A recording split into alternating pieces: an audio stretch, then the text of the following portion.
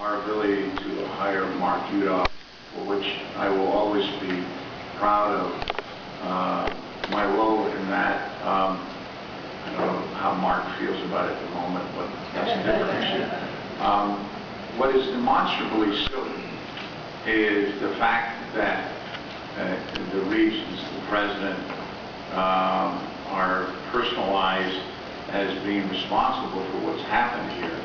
And I think one of the things that we haven't done a good job of is telling them that if they want to march, they ought to head 90 miles up the road and go to Sacramento and talk to the folks that made it happen. The real issue that we ought to be looking at, the budget is what the budget is, but our percentage of the state budget has gone steadily downhill.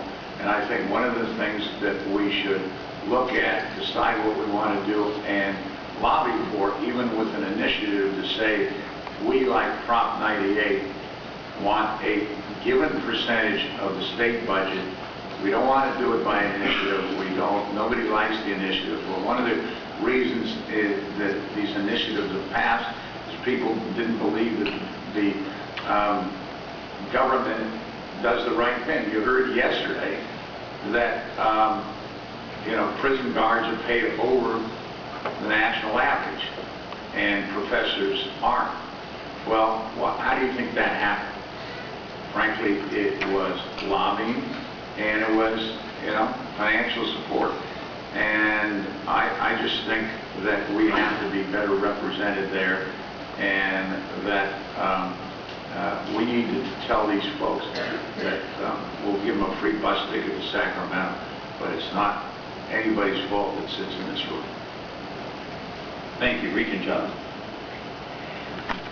Well, I'm about the oldest, not the oldest person on this board, for sure. I want to say that.